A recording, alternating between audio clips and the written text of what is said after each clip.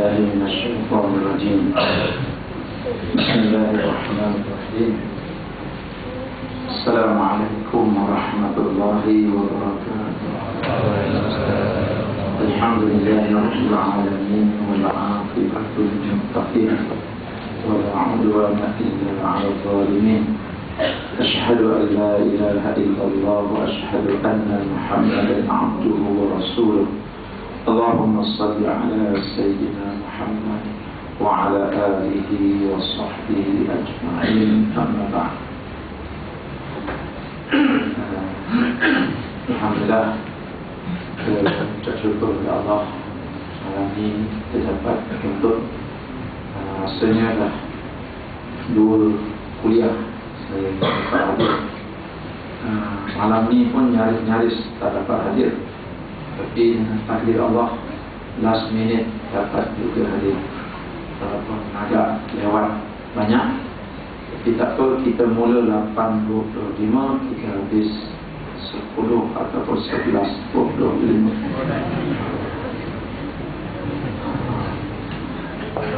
Baiklah. Malam ini saya nak ceramah yang mudah-mudah aja supaya tuan-tuan semua tak letih. Saya pun letih ni. Jadi kita ceramah yang mudah-mudah aja tetapi sangat penting. Mudah tetapi sangat penting. Ramai orang dia tak faham apa yang kita nak bincangkan ini. Sebab tak faham perkara yang kita nak bincangkan ini, menyebabkan ramai hari ini orang-orang Islam yang tak sedar bahawa mereka sebenarnya tidak mengamalkan Islam yang nabiani. Ya, kita kena ikut apa yang Nabi suruh. Nabi dia tak terima sesuatu yang dia tak ajar, tiba-tiba kita amalkan, itu bid'ah. Ya, wa kullu muhditsatin bid'ah.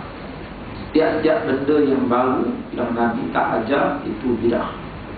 Wa kullu bid'atin dhalalah, dan tiap-tiap yang bid'ah itu sesat. Wa kullu dhalalatin finnar, dan tiap-tiap yang sesat itu dalam api neraka. Ya, biasa wak-wak Wahabi dia pegang hadis ni. Ya, hari ini kita pula pegang hadis ni. Wahabi itu pun bukan salah, ya. Jangan pula saya sebut itu, tuan-tuan pun Wahabi itu salah, oleh itu halal darah mereka ditumpahkan. Janganlah macam tu, kan. Macam ada seorang rakan kita tu, ya, dia bersetuju dengan fatwa Syekh Ali Jumaah supaya ikhwan muslimin darah-darah mereka itu boleh ditumpahkan di Mesir, boleh dibunuh. Sebab apa? Sebab alasannya ikhwan muslimin ini ramai orang Wahabi, ramai orang Salafi. Ya, saya dah dengar kan video itu kan. Itu orang tak betul. Ya, kita jangan jadi macam tu. Wahabi ke, Salafi ke, Khalafi ke, ini semua adalah rakan-rakan dan teman-teman seakidah kita. Mereka sembah Allah juga. Ya, kadang-kadang mereka itu lebih dekat, lebih kuat ibadatnya kepada Allah Subhanahu Wa Taala. Kalau kita tengok, ya, a'imah Mu'tazilah, ya, orang-orang Mu'tazilah ini, tuan-tuan, sejarah mencatatkan bahawa kebanyakan mereka adalah orang-orang yang zuhud sangat. Ya, Syekh Abdul Jabbar salah seorang daripada pemimpin besar Mu'tazilah. Ya, Imam Abdul Jabbar kitabnya banyak. Seorang lelaki yang cukup zuhud. Dan kalau kita tengok pun dalam kitab-kitab kuning, khususnya dalam kitab Aqidatul Najin, ya, Aqidatul Najin ini kitab yang dipelajari di pondok-pondok di Malaysia. Maknanya fahaman dia fahaman Asy'ariyah. Mengarang kitab Aqidatul Najin, dia tak kata Mu'tazilah kafir. Dia tak kata orang-orang yang berpegang dengan fahaman salaf itu kafir. Cuma dia kata mereka ini ahli bid'ah. Itu ya. Bukan orang sesat. Kita hari ini lebih-lebih. Itu Wahabi, Salafi, halal darah, boleh ditumpahkan. Oh, jangan macam tu. Ya. Jadi kita jangan berpegang kepada fahaman macam tu. Kita ini orang yang nak bersahabat dengan semua orang.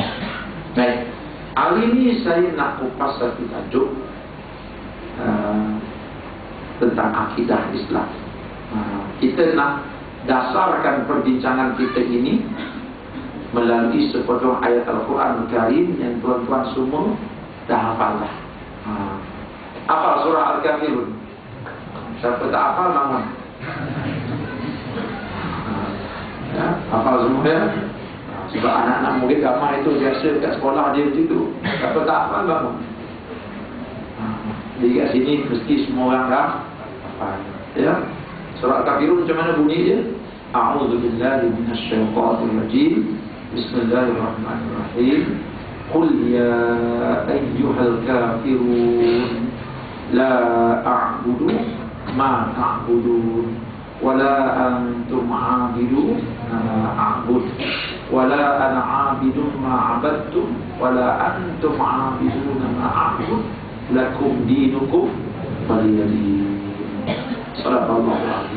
Sebab apa tuan-tuan boleh baca? Sebab tuan-tuan tidak mabuk. Kalau mabuk, orang mabuk, kalau kita suruh baca ayat ni, dia takkan jumpa stesen. Dia ulang. Ini kan pernah terjadi pada Sayyidina Ali karamallahu wajhah. Sayyidina Ali sebelum turunnya ayat pengharaman arak secara keseluruhan, arak boleh minum lagi.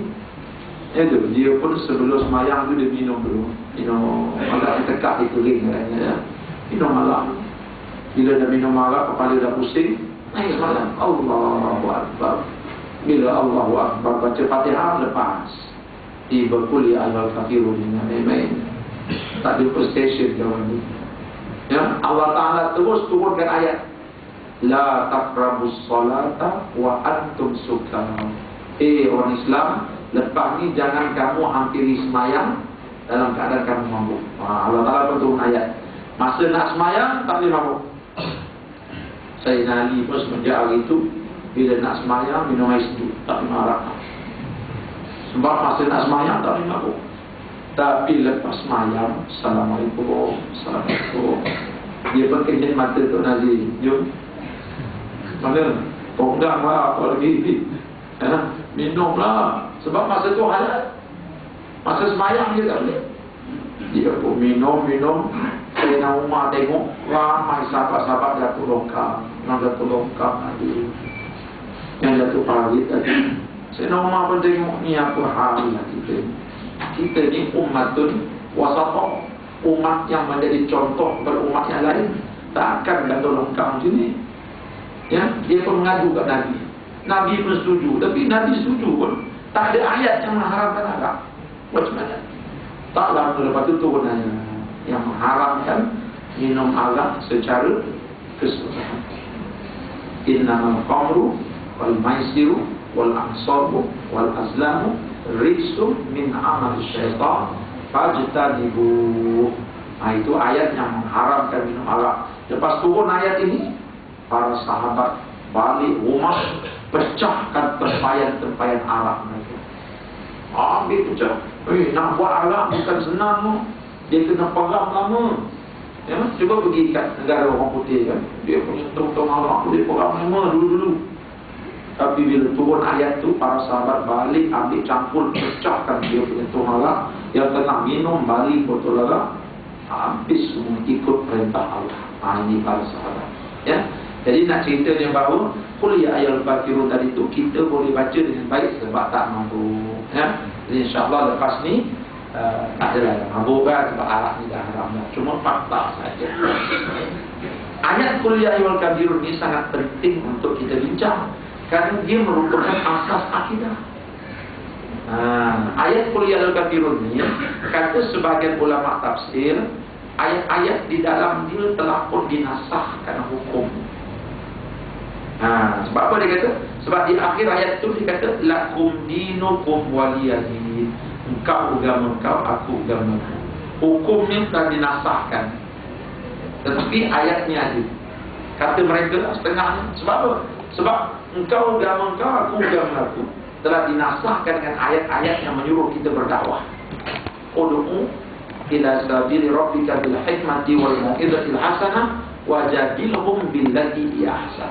Kata mereka ayat ini menasahkan ayat qul ya ayyuhal kafirun. Kata setengah mereka. Ya, karena ayat dakwah suruh kita dakwah pada semua manusia, Islam ataupun yang bukan Islam.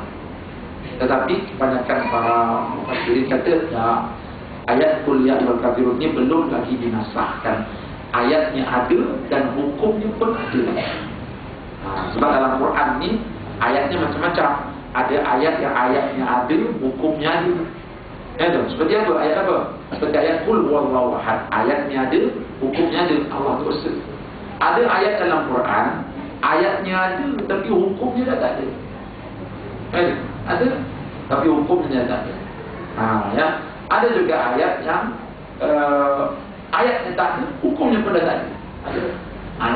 Tak lumpur dalam Quran tu dah tak ada. Ya. Jadi begitu. Jadi qul ya ayyuhal kafirun ini masih ada lagi hukumnya. Mari kita tengok bagaimana tafsiran ulama terhadap ayat ini. Ya.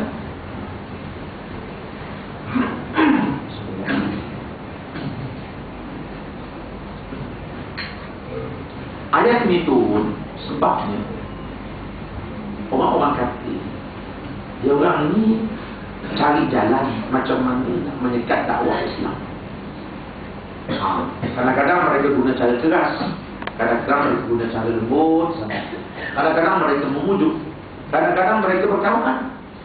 Ya, cara nak sekat dakwah macam-macam. Kadang-kadang sampai mereka membunuh pendakwah dia. Kadang-kadang sampai mereka memenjarakan pendakwah dia. Tapi kadang-kadang mereka datang buat baik dengan kita pun ada. Dia buat baik dengan kita, padahal dia nak sekat dakwah kita. Ada. Abu Lahab, Abu Jahal, dia tengok dakwah Islam itu berkuat. Macam mana cara nak sekat? Ya. Ubud Nabi Muhammad SAW, Nabi terus berdakwah. Ya, bunuh orang Islam, terus berdakwah, tak disekat. Orang Islam bangun berdakwah. Sekali mereka dapat idea. Apa kata kita jumpa dengan Muhammad, ajak dia ni supaya bersatu dengan kita. Kita pun bersatu dengan dia, dia pun bersatu dengan kita. Itu yang dijumpa Nabi. Muhammad, inilah engkau tu arah, aku ni penarap. Kita ni duduk sekampung, tak baik gaduh. Apa kata kita bersatu padu? Kita bersatu padu, tak payah berperang. Sebab apa? Sebab kita pun ada beradik. Engkau sembah Allah, kami pun sembah Allah. Orang-orang Quraisy pada waktu itu, mereka sangka mereka sembah Allah. Mereka tak kata mereka sembah berhala. Ya. Dan Nabi Muhammad juga ajak orang Islam sembah Allah. Jadi Abu Lahab tengok, ya Muhammad, kita nak perang sebab apa? Aku sembah Allah juga, engkau pun sembah Allah juga. Tuhan kita sama. Sebab apa Abu Lahab kata dia sembah Allah? Dia kena ingat ya, bahawa orang-orang Quraisy di kota Mekah, mereka asal daripada mana? Asalnya daripada, kan Nabi Ismail duduk dengan mak dia dekat kota Mekah. Kemudian datang pedagang-pedagang Arab daripada Yaman nak pergi ke Syam. Tiba-tiba mereka tengok air Zam-Zam. Mereka pun duduklah bermukim di situ. Disitulah berkembangnya orang-orang Quraisy. Jadi peringkat awal mereka itu semua beriman kepada Allah dan Rasul. Nabi Ibrahim datang ke Mekah buat Kaabah dengan Nabi Ismail, ajak orang Arab beriman kepada Allah. Jadi orang Arab beriman kepada Allah. Nabi Ibrahim ajar mereka syariat Islam. Itu yang mereka solat, mereka buat haji, mereka tawaf depan Kaabah. Ya, sehingga zaman Nabi Muhammad SAW pun baki-baki ajaran Nabi Ibrahim itu masih ada lagi. Tapi sudah hilang keasliannya. Sebab apa? Sebab jarak yang memisahkan mereka dengan para nabi terlalu jauh. Depan Nabi Ibrahim, Nabi Ismail alaihissalam tak ada. Lepas tu mereka hidup sendiri, mengamalkan amalan Nabi Ibrahim, amal generasi pertama okey, kedua okey, masuk ketiga kalau lain macam. Ya? Tiba-tiba datang seorang laki-laki Arab, dia pergi ke Rom. Dia tengok orang Rom semua berhala. Dia kata okey juga agama ni. Aku ni duk sembah Allah ni bukan nampak pun tak khusyuk. Dia pun beli satu berhala bawa balik ke Mekah. Ada orang Mekah, apa kata kita sembah Allah, tapi kita letak berhala kat depan untuk menambahkan khusyuk. Itu mula-mulanya ajaran sembah berhala di Kota Mekah. Bukan mereka sembah berhala, mereka sembah Allah, cuma letak berhala kat tengah-tengah tu untuk menambahkan khusyuk. Dia jadikan berhala itu sebagai perantaraan. Ya. Itu generasi pertama. Generasi yang kedua, ketiga, makin jauh. Akhir sekali mereka sangka berhala itu juga Tuhan yang disembah, Allah juga Tuhan yang disembah. Jadi pada zaman Nabi SAW datang tu, orang Quraisy pada ketika itu, mereka itu tetap sembah Allah, cuma kami letak berhala dekat depan sebagai perantaraan antara kami dengan Allah. Itu yang Abu Lahab tanya, ya Muhammad, kamu ajak orang sembah apa? Sembah Allah. Kalau gitu Tuhan kita sama. Jadi bila Abu Lahab tengok Tuhan yang disembah sama, apa guna kita berperang Muhammad? Apa guna kita berselisih faham? Kita ni adik-beradik, Tuhan pun sama. Itu yang dia datang jumpa Nabi SAW, ajak Nabi bersatu padu. Ya Muhammad, tak salah berperang, tak salah kita bersengketa. Besok kita Arab dengan Arab bergaduh, Yahudi tepuk tangan. Macam inilah kita orang Melayu kan. Kita sama-sama Melayu, nanti Cina tepuk tangan. Jadi benda ni Abu Jahal dah buat dulu. Dia ajak kita bersatu. Jomlah kita Melayu so bergaduh lah. Besok Melayu bergaduh, nanti Cina tepuk tangan. Itulah modal. Abu Jahal orang gitu juga. Ya Muhammad, usah bergaduh. Engkau tu Arab, aku tu Arab. Tuhan yang kita sembah sama, Allah. Aku sembah Allah, kau sembah Allah. Dia ajak Nabi Muhammad bersatu padu. Sebab alasan menyembah Tuhan yang sama. Bila dia cakap macam itu, Allah Ta'ala terus turun ayat Quran untuk menegaskan bahawa tak sama ajaran mereka dengan ajaran Islam. Sebab itu Allah Ta'ala dengan tegas dia kata apa? Kul, beritahu kepada mereka yang Muhammad, apa dia? Ya ayyuhal kafirun, hei orang-orang kafir. Direct Allah Ta'ala terus buat satu pemisahan. Tak sama. Ya Muhammad SAW, jangan terpengaruh dengan pujukan mereka. Mereka kata mereka sembah Allah, engkau bersembah Allah. Tak sama. Mereka kafir, kamu Islam. Allah Ta'ala terus. Sebab itu kita kena jelas. Kalau kafir, cakap kafir. Ni kapal sing yang mati ni. Kafir ke apa? Jangan Al-Fatihah. Jemaah-jemaah umrah dan jemaah-jemaah umrah yang pergi buat umrah dari Mesir, yang dari Mesir tu, syarikat-syarikat umrah ni dia bawa pergi ziarah muzium tempat Firaun. Jadi muzium Firaun kalau letak di Mesir, Mesir kan letaknya Al-Azhar. Jadi makcik-makcik kita di kampung, dia bila sampai Mesir, dia sangka semua Islam. Masuk dekat muzium Firaun, lepas tu buat masuk bilik main Firaun. Sampai di situ Al-Fatihah. Masih berlaku. Betul.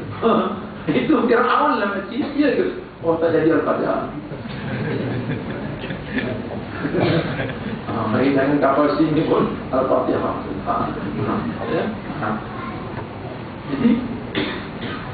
Jadi tak sama. Kul ya ayyuhal kafirun, beritahu kepada mereka ya Muhammad. Apa? Sebab tu Allah Ta'ala mulakan ayat ini dengan kul.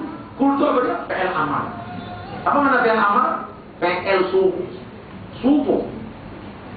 Kul, beritahu kepada mereka ya Muhammad. Apa dia? Ya ayyuhal kafirun, hei orang kafir. Maknanya Mereka sangka mereka juga sembah Allah. Allah kata tidak, mereka bukan sembah aku. Kamu sembah aku. Sebab itu aku namakan mereka kafir dan aku namakan kamu Islam. Jadi ketika itu Nabi pun nampak, tak sama rupanya. Ya? Sebab mereka ni musuh-musuh Islam. Jadi kadang-kadang dia datang, kita ni ada persamaan. Ya, marilah Ustaz kita bersatu. Marilah kita mengutip semula dedaun-dedaun yang telah bertaburan itu. Ya, manik-manik tasbih yang telah jatuh berjatuhan itu kita sambungkan semula ke dalam tali dan akhirnya menjadi satu tasbih untuk kita bertasbih. Mana boleh. Ampun, sedap cakap dia. Marilah Ustaz kita bergabung. Ustaz Melayu, saya pun Melayu juga. Betul, kau Melayu, aku Melayu. Abu Jahal Arab, Nabi pun Arab juga. Tapi mana bersatu? Sebab apa Nabi tak nak bersatu dengan Abu Lahab? Padahal Abu Lahab Melayu, bos dan dia lagi. Apa Abu Lahab Arab, Nabi Arab. Apa dia tak nak bersatu? Ini kita nak belajar. Yang ni penting, ini ramai orang tak faham. Ya? Baik. Nak faham benda ni dia kena dengar betul-betul. Ya? Betul. Sebab lepas ni saya nak tuan-tuan sampaikan mesej ni kepada semua. Sebab ini akidah. Jadi Allah kata tak sama. Abu Lahab kata tak sama macam mana. Aku sembah Allah, kau sembah Allah, sama saja. Nabi kata, ya Abu Lahab, Tuhan aku kata tak sama. Engkau kafir, aku Islam. Macam mana pula aku kafir, aku sembah Allah juga. Tak sama. Allah tambah lagi. Di sini Allah Ta'ala mulai beri kefahaman. Macam mana dikatakan tak sama? La a'budu ma ta'budun. Beritahu kepada mereka, ya Muhammad, aku takkan sembah apa yang kamu sembah. Beritahu. Sebab Abu Lahab dia ajak ginilah ya. Engkau sembah Allah, aku sembah Allah. Cuma cara kita berbeza. Yang kita sembah sama Allah, cuma cara kita sembah tak sama. Itu je. Hakikatnya sembah Allah juga. Kami sembah Allah, dia tak berhala dengan kenyang. Engkau sembah Allah, tak ada berhala daripada Allah. Hakikatnya kita sembah Allah. Oleh itu, apa kata? Aku sembah Allah ikut cara engkau sebulan. Engkau sembah Allah ikut cara aku bulan depan. Sebab perbezaan kita hanya cara, bukan benda prinsip, benda cara saja. Itu yang dia ajak Nabi bersatu tu. Marilah kita sembah Allah. Aku sembah Allah ikut cara engkau sebulan. Bulan depan kau sembah Allah ikut cara aku. Allah kata, la a'budu ma ta'budu. Beritahu mereka, aku tidak akan sembah apa yang kamu sembah. Sebab apa Allah kata begitu? Sebab kita orang Islam sembah Allah. Allah yang kita sembah itu ialah Allah yang kita sucikan dengan sesuci-sucinya. Allah yang kita takdiskan, Allah yang kita sucikan. Sebab itu kita kata apa? Subhanallah. Apa makna subhanallah? Maha suci Allah daripada segala kekurangan. Maha suci Allah daripada segala penyerupaan. Maha suci Allah daripada segala kesyirikan. Kita sucikan dia. Sebab itu bila kita belajar sifat 20, dengan saya sifat 20 lah. Sebab saya faham akhlak. Bila kita belajar sifat 20, kita diajar sifat wahdaniyah. Salah satu daripada sifat yang ada 20 itu adalah sifat wahdaniyah. Sifat wahdaniyah ini termasuk dalam sifat apa ya? Sifat salbiah itu sifat manawiyah.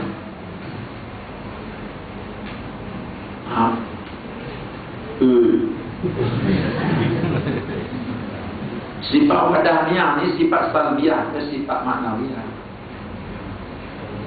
Jawablah, kan kena berdiri ni kan. Lupa kan?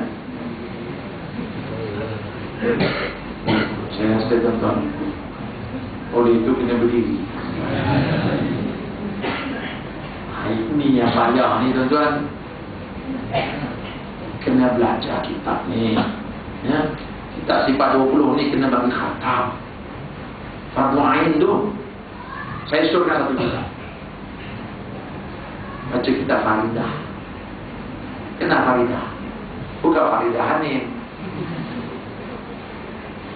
Ada satu kitab karangan Syekh Daud Fatami namanya Faridah. Kalau di pondok-pondok kitab Faridah ni mesti dikhatam. Baca lah, panggillah tu guru baca. Nak panggil saya pun boleh, tapi datang ke sekolah saya baca. Kitab Faridah mesti khatam. Orang dulu-dulu mana boleh kahwin kalau tak khatam kitab Faridah. Tanya dia bapa mentua, sifat wadaniah ni sifat salbiah ke sifat nafsiah? Sudah tahu saya, tak jadi kahwin. Ya, jadi saya pesan tu khatamkan kitab ni tuan-tuan. Cepat sebelum Ramadan ni saya khatam. Ya, kitab Faridah ni berapa lah yang bersurat? Dia 10 helai. Sikit je, nipis je. Kalau pergi kat kedai pun harga RM1.50. Tapi dia punya isi, Masya Allah, khatam kitab ini kita kenal Allah. Ya. Dalam kitab-kitab akidah dia kata apa? Allah Ta'ala itu salah satu sifatnya sifat wahdaniyah. Allah Ta'ala itu esa. Macam mana kita katakan Allah itu esa? Kalau kita buka kitab akidah, dia kata apa? Esanya Allah itu ialah kita menafikan kam muttasil pada sifat dan menafikan kam munfasil pada sifat. Itu istilah kita tauhid. Kita tauhid ni istilah dia pelik-pelik. Itu kadang-kadang dia kata apa? Kejadian Allah itu tidak dikeranakan oleh satu kerana. Adapun kita ini dikeranakan oleh satu kerana. Maksudnya ya, tu Ustaz. Itu yang orang malam ngaji. Tapi malam ngaji pun kena mengaji. Ini akidah ni. Jangan main-main tuan-tuan. Akidah dia iman ni ada 2. Satu iman taklid, satu iman yang jazam. Apa itu iman taklid? Iman taklid beriman kepada Allah tetapi tak ada dalil. Orang tanya, kau beriman ke Allah Ta'ala dosa? Beriman dalil? Dalil lah kita jawab. Aku bukan ustaz. Cuma aku kata, bapak aku kata Allah dosa. Aku berdosa je lah. Ada yang kau beriman ikut ayat kau? Iyalah. Dalil? Dalil aku tak tahu. Apa lawyer? Buku-buku lawyer tebal-tebal ni aku ambil baca dah. Kitab Faridah 10 muka tak ada baca. Cantik telinga dulu. Baca banyak. Kalau Ramadan ni pun buat program khatam kitab Faridah pun cantik. Sepanjang Ramadan hari Sabtu, tiap-tiap Sabtu baca Faridah. Tiap-tiap Sabtu baca Faridah. So habis Ramadan tak dapat Faridah, khatam Faridah kita. Kalau nak baca boleh, Ya, saya pernah buat dulu tapi bukan kitab Faridah lah kita buat. Saya khatam sebulan Ramadan tu khatam satu kitab. Kita buat insya-Allah dulu. Kitab Semayang Berjemaah habis. Ya. Kadang-kadang kalau kita ceramah dia tak berkitab ni tuan-tuan, nanti kita punya ilmu itu tidak tersusun. Dia ilmu ni dia punya disiplin ilmu yang mesti dijaga. Ya. Jadi biarlah kalau boleh 1-2 tu berkitab supaya khatam kitab ni. Ya. Baik. Kalau kita beriman tanpa dalil namanya iman taklid. Bila iman taklid, apa kata ulama? Ulama ada 2 pandangan. Orang yang tak ada ilmu tentang ilmu akidah. Percaya Allah esa tapi dalil tak tahu. Ulama ada 2 pandangan, tak ada 3, 2. Pandangan pertama kata imannya tak sah. Makna iman tak sah kalau mati tanam gaji kat Cina. Bukan tu. Pandangan yang kedua, saya pegang pandangan kedua ni, ringan sikit.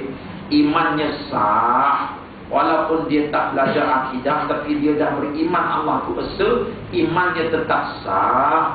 Tetapi hidupnya setiap detik berada dalam dosa. Sebab apa?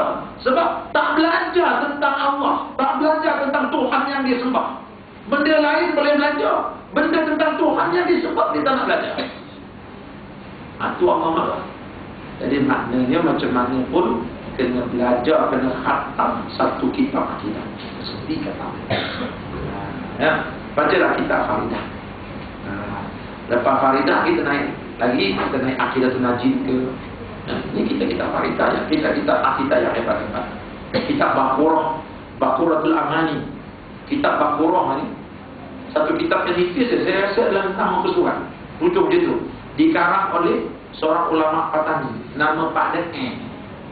Orang panggil Pak Dek. Seorang ulama Patani yang duduk di Mekah, mengajar berpuluh tahun dekat Mekah. Ya, tu guru saya kata hampir-hampir dia nak menamakan kitab Baqarah itu dengan nama Gudang Garam. Sebab ketika dia mengarang kitab itu, dia menghisap gudang garam. Katanya lah. Sebab ulama-ulama ni ada yang kata hisap rokok tu makruh. Betul? Kita pulang dia saja hisap rokok haram. Ya. Baca kitab Baqarah pun bagus. Tak boleh Baqarah, baca Faridah. Ya. Orang perempuan pun boleh baca Faridah ni, bukan untuk orang lelaki je. Ya. Baik, cuba tengok ni. Apa makna wahdaniyah? Kita mengesahkan Allah. Mengesahkan Allah pada zat, mengesahkan Allah pada perbuatan dan juga pada sifatnya. Mengesahkan Allah pada zat dan juga pada sifatnya. Ya. Mengesahkan Allah pada zat dan juga pada sifat. Apa makna kita mengesahkan Allah pada zat? Kita mengiktikadkan bahawa yang pertama, tidak ada satu zat yang lain dalam alam ini yang sama dengan Allah. Yang kedua, kita mengiktikadkan bahawa zat Allah Ta'ala dia tidak berjuzuk-juzuk. Kita ni zat kita berjuzuk-juzuk. Ya? Kita ni terdiri daripada kulit. Kulit terdiri daripada tulang. Tulang terdiri daripada darah. Darah berurat macam-macam. Ini zat kita. Allah Ta'ala tidak begitu. Jadi bila kita mengesahkan Allah pada zat, artinya kita mengatakan bahawa tidak ada satu zat yang lain dalam alam ini yang menyerupai zat Allah Ta'ala. Tak ada. Allah saja yang macam itu. Yang kedua, kita mengiktikadkan bahawa zat Allah dia tidak tersusun, dia tidak bersusun-susun, dia tidak berjuzuk-juzuk. Zat manusia berjuzuk-juzuk. Ada kulit, tulang dan sebagainya. Allah zat yang tidak begitu. Itu makna kita mengesahkan Allah pada zat. Sebab itu kita menafikan berhala. Berhala bukan Tuhan sebab dia berjuzuk. Dan kita menafikan berhala itu Tuhan sebab tidak ada zat yang sama macam Allah. Tak ada. Yang kedua, kita mengesahkan Allah pada sifat. Apa makna mengesahkan Allah pada sifat?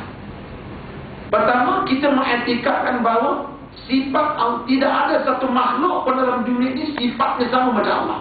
Tak ada. Orang putih dengan Allah sama ke bijaksananya? Tak sama. Allah Ta'ala sifatnya bijaksana. Sifat bijaksana itu tidak ada satu makhluk pun yang boleh mengatasinya. Ini makna kita kesahkan dia pada sifat. Ya, sebab itu pada kita yang bijaksana, Allah Maha bijaksana. Yang pengasih, Allah Maha pengasih. Yang Maha mengetahui, Allah Maha mengetahui. Kita mengesahkan dia. Itu yang ada Maha. Ya. Yang kedua, kita iktikadkan, kita esahkan Allah pada sifat, artinya kita mengiktikadkan bahawa sifat Allah Ta'ala itu tidak bersusun-susun. Adapun kita, sifat kita bersusun-susun. Tengok macam tuan-tuan. Ya. Kuat ni semua kuat-kuat lah tu. Mak tu. Tapi masa keluar dari perut mak itu kuat ke? Mana ada kuat. Keluar dari perut mak nanti aja. Nasib baik Allah ilhamkan kita pandai isap susu mak kita. Nasib baik. Kalau Allah tak ilhamkan kita, letak kat susu mak, tak ada tina buat pun. Mati kita. Namun pernah pula sakit kuning masuk dalam balang. Lalu tengok budak tu, tengok pusatnya budak Allah. Tengok pusat. Sumpah macam kuih ada kuih raya macam mana. Macam pusat budak dia. Saya nak makan tu terpaksa lupa kan. Gigit je.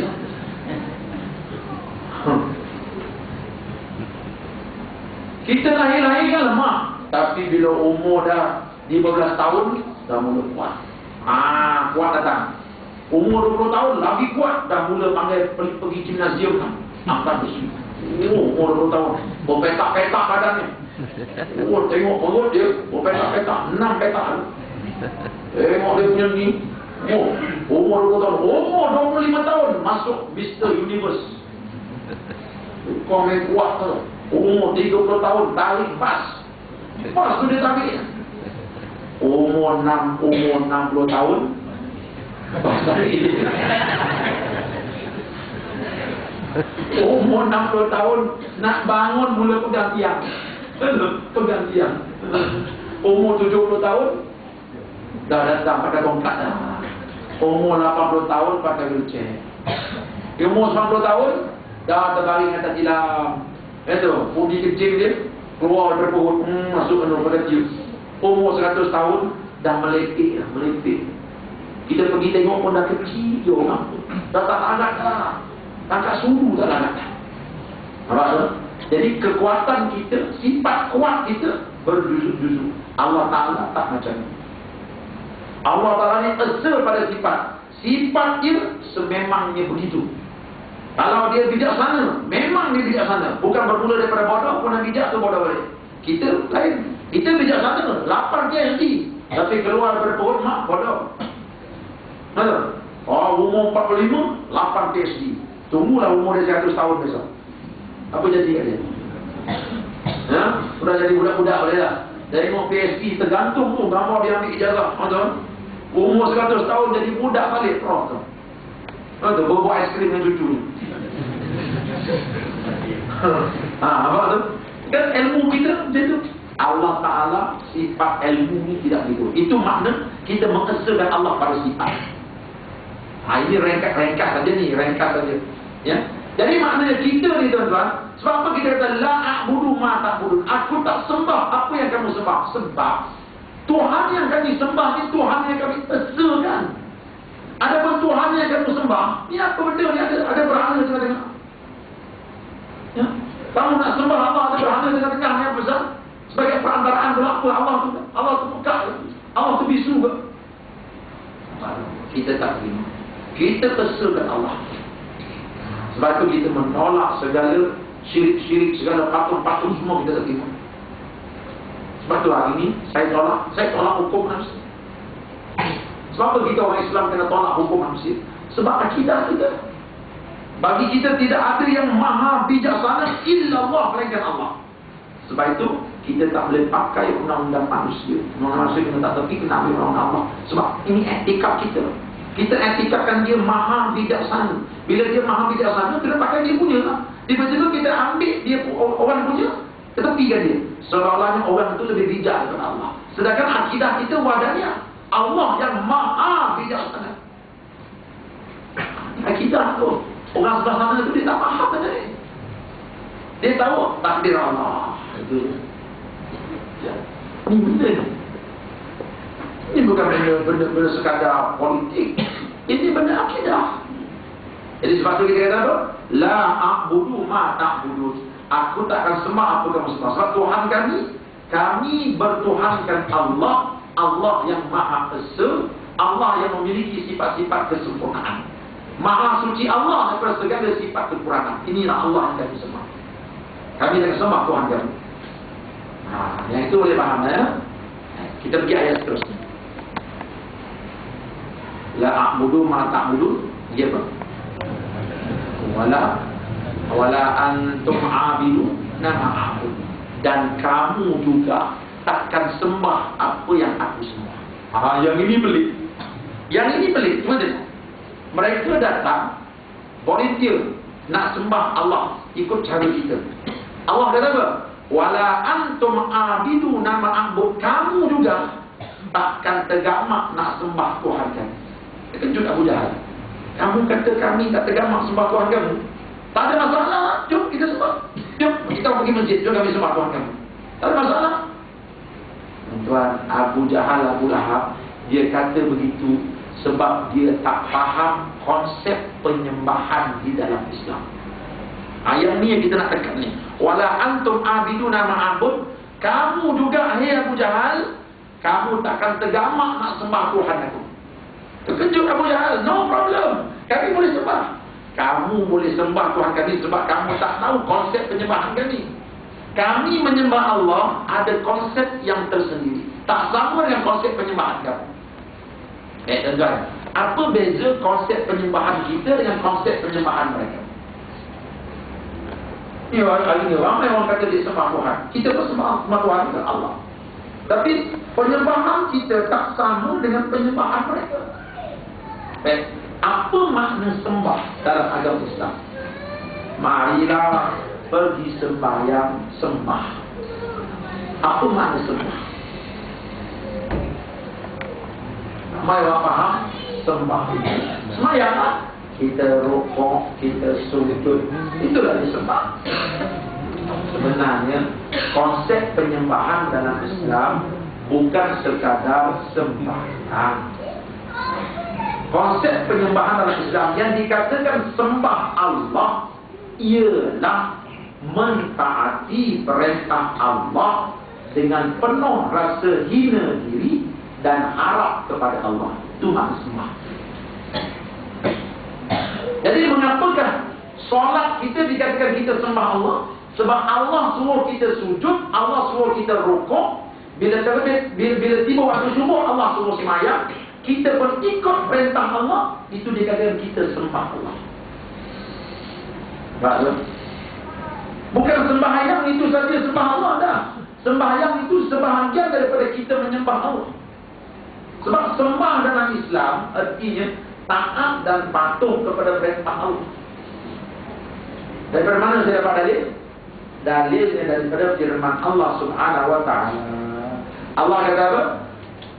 Ittakhadhu ahbarahum wa ruhbanahum arbaban min dunillah. Orang-orang Kristian itu menyembah padri-padri mereka. Bila ayat ini turun, Adi bin Hatim, seorang sahabat Nabi dulu, dia Kristian. Bila turun ayat ini, dia kata, masa saya Kristian dulu, saya tak pernah sembah padri. Saya sembah Allah. Nabi Muhammad kata, Adi, makna sembah dalam Islam lain dengan Kristian. Apa maknanya? Makna kamu sembah padri kamu ialah apabila padri kamu menghalalkan apa yang Allah haramkan, kamu ikut padri kamu, kamu taat padri kamu, itu makna kamu sembah padri kamu. Betul? Jadi bermakna konsep taat dalam Islam ialah, konsep sembah dalam Islam ialah ketaatan kepada Allah dengan rasa khudu', dengan rasa rendah diri. Jadi apa saja yang kita buat dalam kehidupan kita ini dengan melakukan ketaatan kepada Allah, dengan penuh rasa khudu' dan tawaduk kepada Allah, itu sembah. Jadi bermakna Allah Ta'ala suruh kita sembah dia bukan saja dalam sembahyang. Penyembahan Allah berlaku dalam sembahyang, penyembahan Allah juga berlaku dalam kita berniaga, penyembahan Allah juga berlaku dalam kita berpendidikan, penyembahan Allah juga berlaku dalam kita berpolitik. Sebab makna sembah artinya taat, bukan makna letak kepala atas lantai.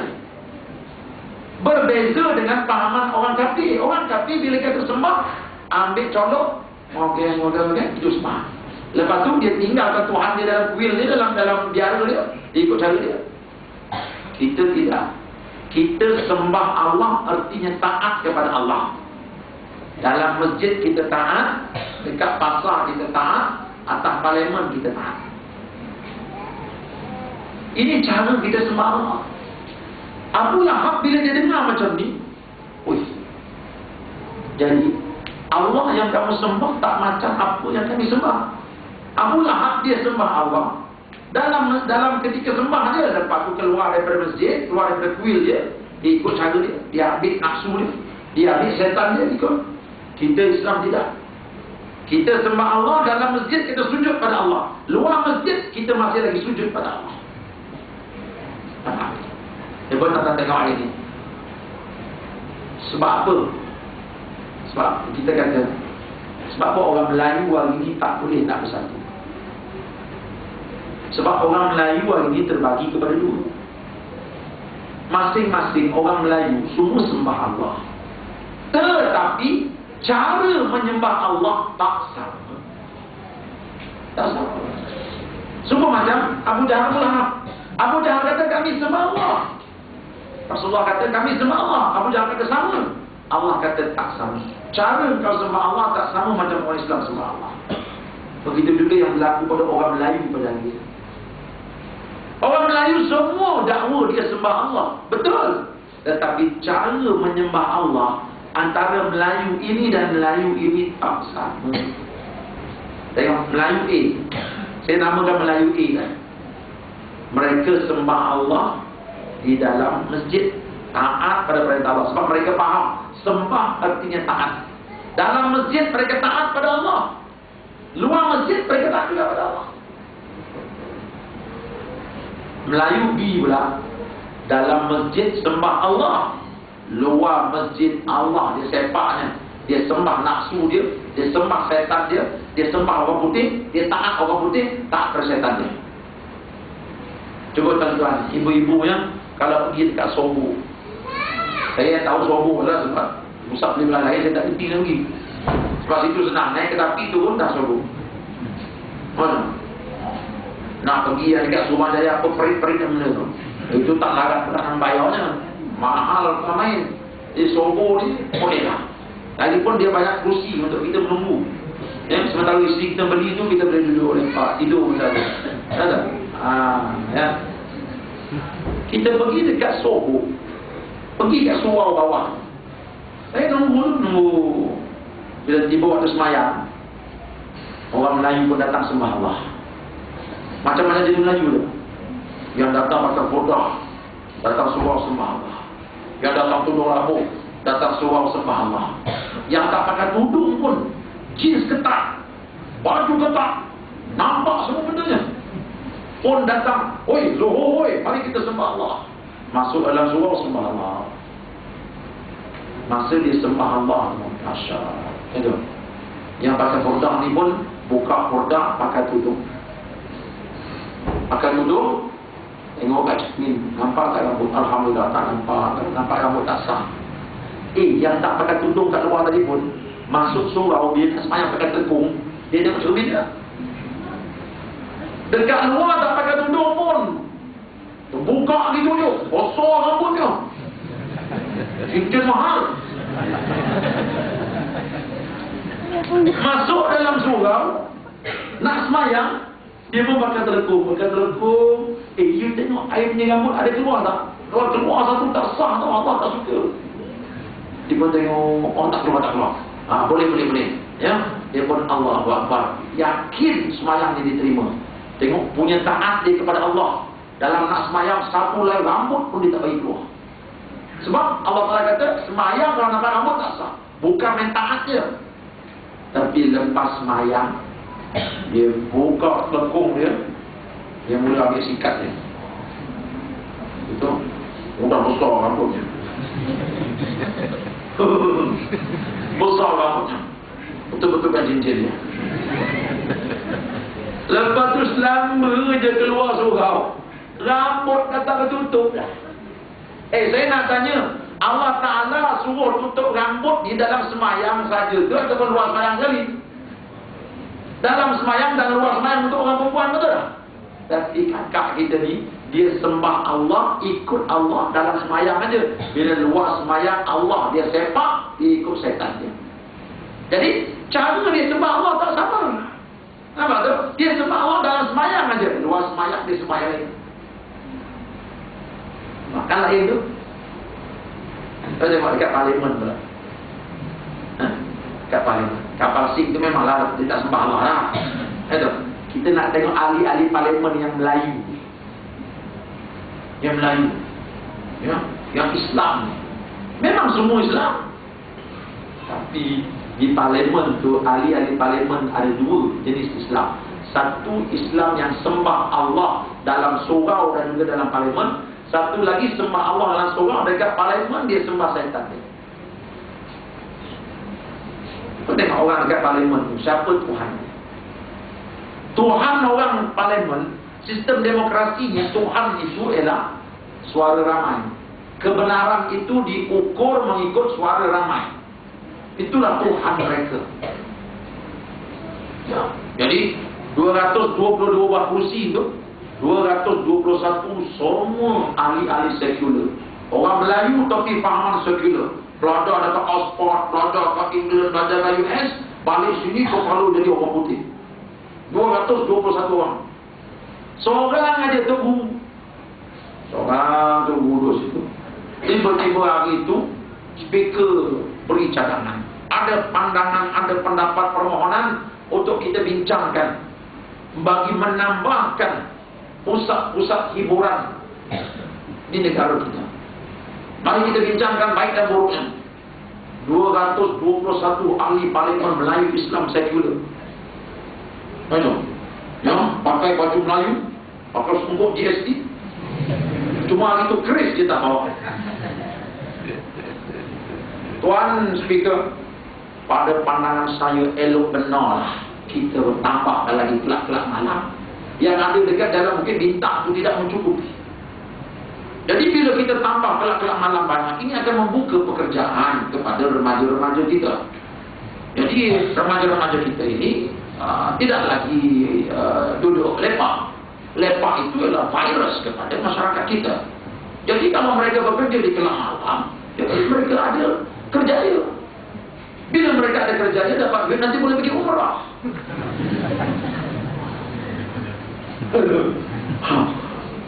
Bangun lagi seorang ahli parlimen pakai baju Melayu songkok GST. Saya juga setuju. Kerana bila kita menambahkan kelak malam, ini akan menarik bilangan pelancong-pelancong luar ke negara kita. Ini akan menambahkan pendapatan negara. Jadi bila pendapatan negara banyak, kita boleh buat macam-macam projek lagi. Jadi negara kita akan mencapai matlamat dan tujuan negara berpendapatan besar. Semua positif. Betul. Padahal dalam kelak malam tu ada harga, ada GRU, macam itu dia tak kira tu. Dia pandang benda bagus. Ya? Macam mana pula ketua pembangkang? Bangun lah tu guru ni. Kesurupan betul, kesurupan dia gini. Tuan, saya berpandangan benda ni tak boleh sebab haram. Allah Ta'ala ajar dalam Quran benda-benda haram, judi, campur lelaki perempuan, ya, ini semua haram. Tak boleh ni.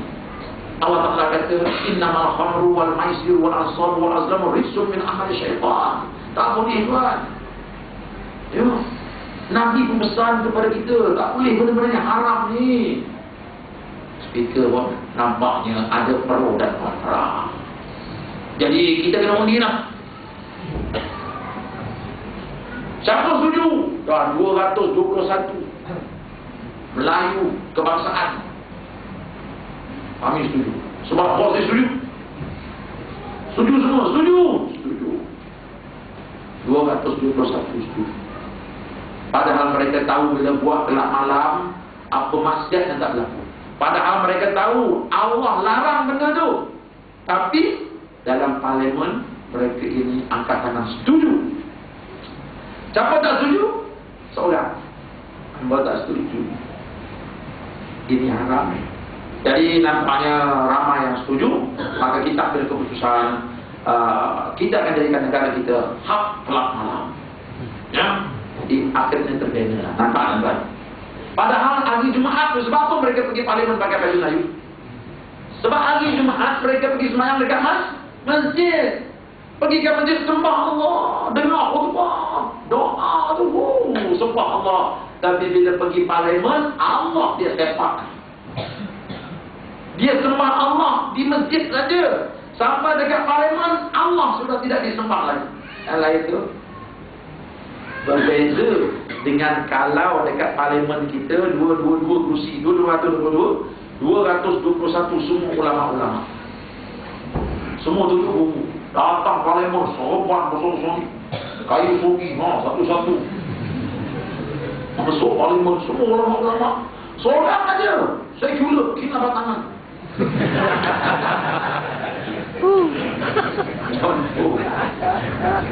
Seorang aja sekular. 221 semua tubuh. Bila bincang isu tadi, 221 bangun tuan. Walaupun ada kebaikannya, tetapi ini haram. Tak boleh. Kami tak setuju. Allah kata ini haram. Tak setuju. Seorang aja.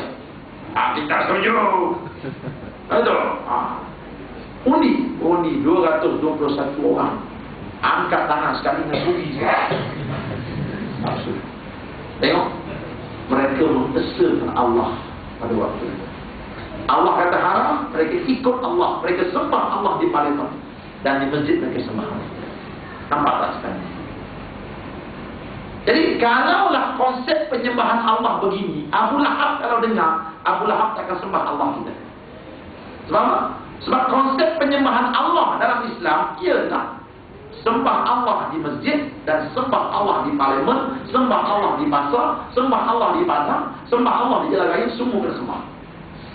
Artinya ikut Allah dengan penuh rasa khudu' dan tawadhu'. Adapun Abu Jahal, mereka dah sembah Allah di masjid aja. Lepas tu dia ikut hal dia. Nampak tuan-tuan?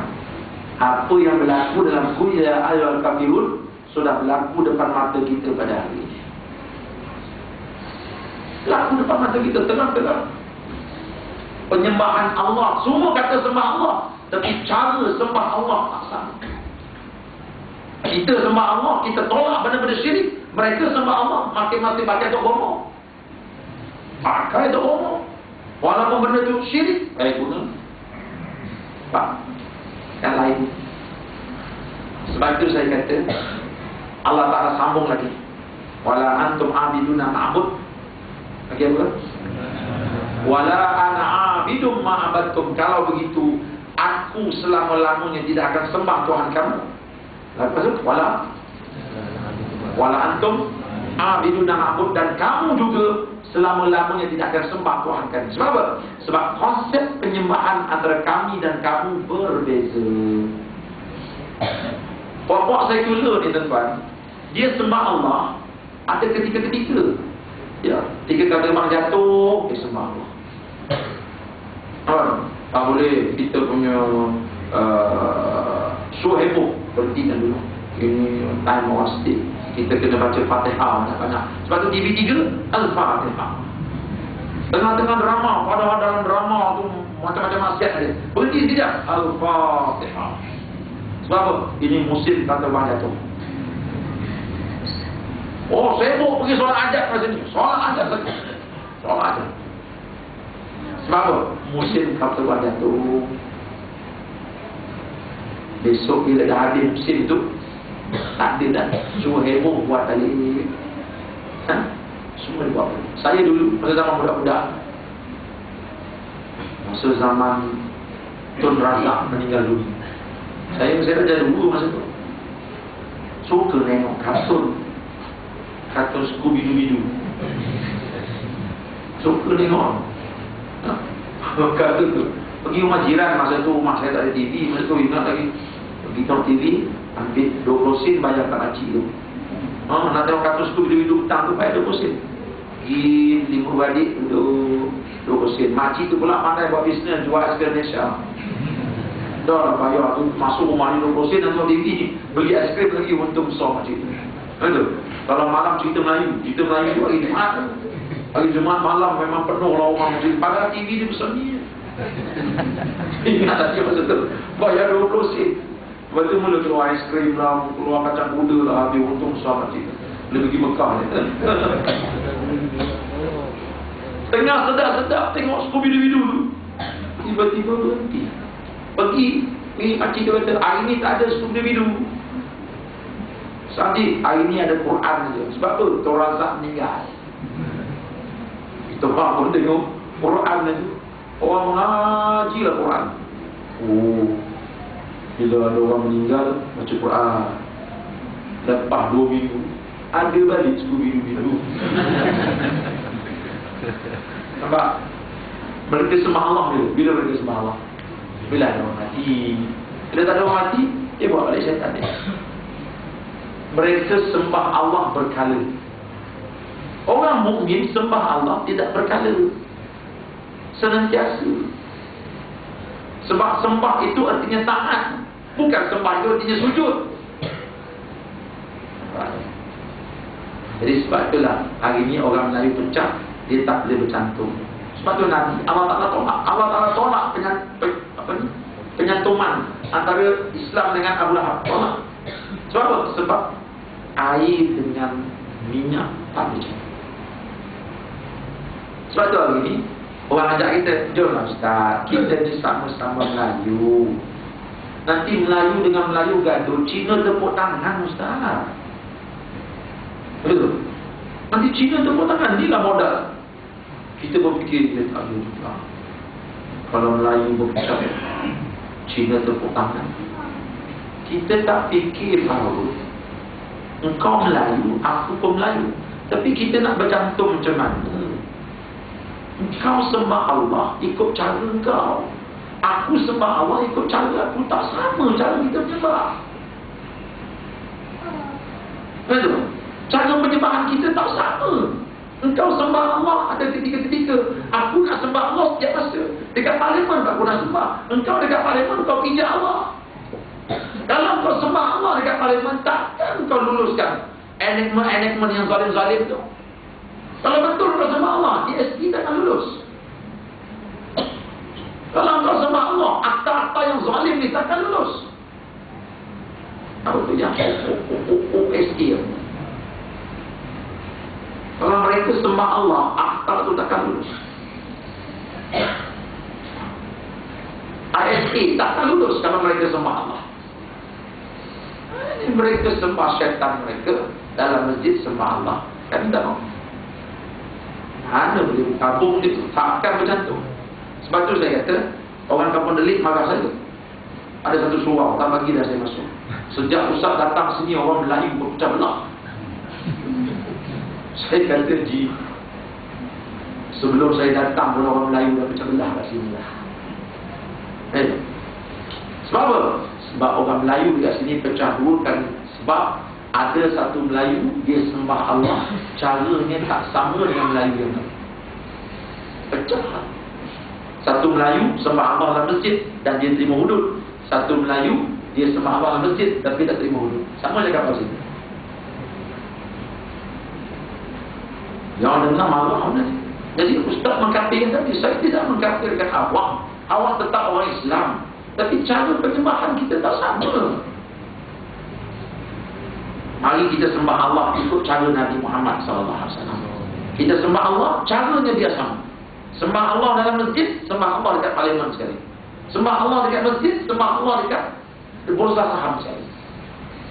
Bila dekat bursa saham, habis Allah rezeki. Betul boleh faham? Ya? Benda ni sikit je. Tapi dia punya kesan terhadap tidak faham kepada tajuk ni. Beribu, berjuta orang Melayu hari ini tak sedar bahawa mereka menganut Islam bukan Islam yang pure yang diajar oleh Nabi SAW. Islam yang bid'ah, Islam yang Nabi tak pernah ajar Islam cara begini. Tuan-tuan, ni saya nak bakar bila Rasulullah wafat saja, ya, tiba-tiba ada satu golongan manusia tak nak bayar zakat. Tak nak bayar. Kami semayang, kami pergi haji, kami puasa, kami syahadah, tapi zakat kami tak nak bayar. Sebab zakat ni kami bayar masa Rasulullah hidup, lepas dia wafat kami tak nak bayar. Sayyidina Abu Bakar kata, Umar, Khalid, engkau siapkan angkatan tentera, perang mereka. Sayyidina Umar garang orang tu. Dia kata, Abu Bakar, gila. Mereka ni mengucap 2 kalimah syahadah. Mereka semayang, mereka puasa, buat haji. Cuma mereka tak tunaikan zakat je. Engkau nak serang mereka, darah mereka halal. Apa kata Sayyidina Abu Bakar? La uqatilannahum. Ya, aku tetap akan memerangi mereka seorang diri. Ya. Man farraqa baina zakati wa syahadah. Orang yang memisahkan antara zakat dengan syahadah, aku akan serang mereka. Walaupun kamu tak nak pergi, biar pergi solat. Sayyidina Umar kata, Abu Bakar, mereka ni semayang lah, tapi cuma zakat tak bayar. Sebab apa Sayyidina Abu Bakar kata serang? Sebab Sayyidina Abu Bakar kata, Aku hanya menganut Islam yang diajar oleh Nabi. Islam yang diajar oleh Nabi, syahadah, zakat, solat, haji, puasa. Bila dia jatuhkan 1, 3, 4, itu dah bukan Islam yang Nabi ajar. Ini bukan Islam. Sebab itu Abu Bakar ambil pusat Islam. Itu yang Khalid bin Walid pergi serang ambil. Nampak? Kita perlukan Islam yang Nabi ajar, bukan Islam yang direka-reka oleh akal manusia. Ini sekarang ni